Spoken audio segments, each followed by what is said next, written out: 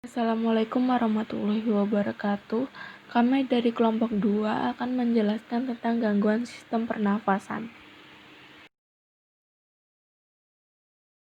Penyakit paru-paru obstruktif kronis atau PPOK, penyakit paru-paru yang berlangsung lama yang ditandai oleh adanya respon inflamasi paru terhadap partikel atau gas yang berbahaya.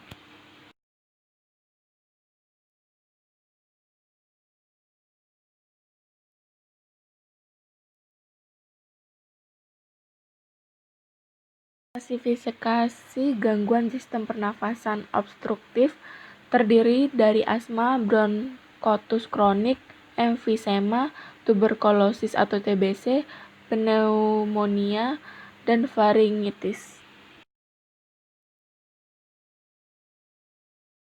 Faktor-faktor penyebab penyakit paru obstruksi kronik (PPOK) menurut Mansur 2008 dan Ofdov 2006. Yang pertama, kebiasaan merokok, polusi udara, paparan debu, asap dan gas-gas kimiawi. Yang kedua, faktor usia dan jenis kelamin. Yang ketiga, infeksi sistem pernapasan akut. Yang keempat, melindungi paru-paru dari kerusakan peradangan orang yang kekurangan enzim.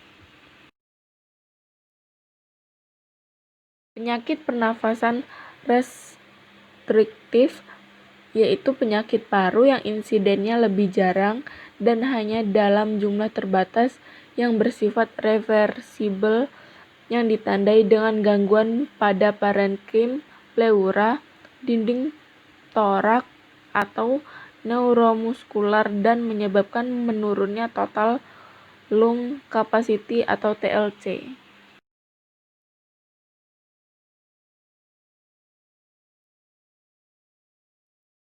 Gejala penyakit pernafasan restriktif itu dibagi dua. Yang pertama, gejala intrinsik, yaitu batuk kering, sesak nafas, hemoptysis, dan nyeri dada. Yang kedua, gejala ekstrinsik, gagal nafas, dan gangguan neuromuskular.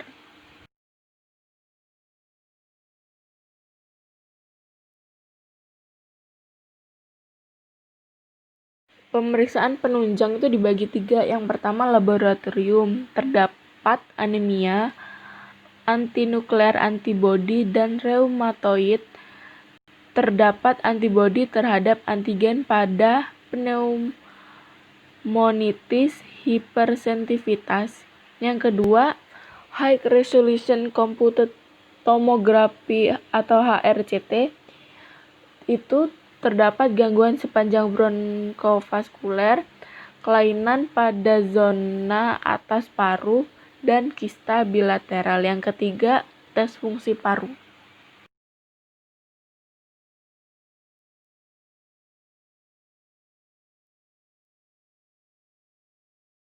Jenis penyakit paru ada tiga. Yang pertama, idiopathic pulmonary fibrosis, yaitu gejala klinisnya dyspneu saat aktivitas batuk tidak produktif. Yang kedua, eosinofilia, gejala klinis batuk, dyspneu, dan perifer eosinofilia. Yang ketiga, sarkoidoiosis, yaitu gejala klinisnya berat badan, lemah, demam, dan malaise.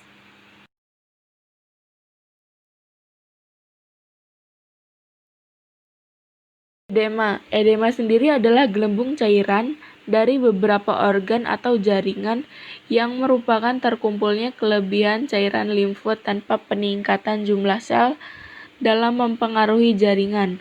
Faktor penyebabnya yang pertama, peningkatan tekanan hidrostatik kapiler dan permeabilitas dinding kapiler.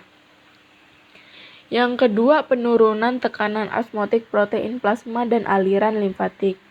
Jenis-jenis edema ada tiga. Yang pertama, edema non-pitting, edema extracellular pitting edema. Yang ketiga, distribusi edema.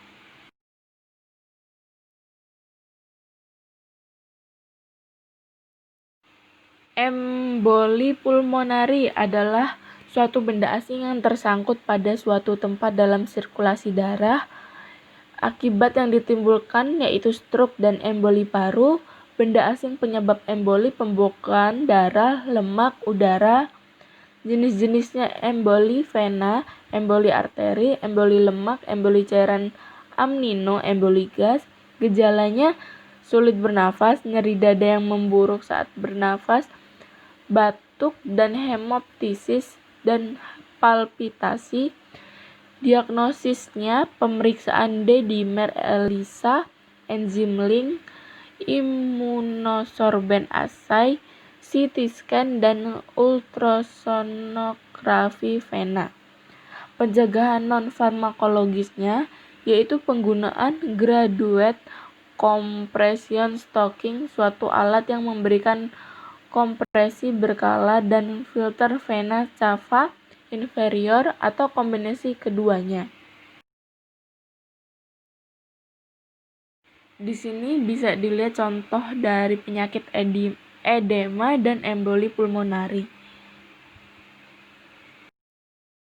Sekian presentasi dari kelompok 2 tentang gangguan sistem pernafasan. Apabila ada salah kata, saya mohon maaf. Wassalamualaikum warahmatullahi wabarakatuh.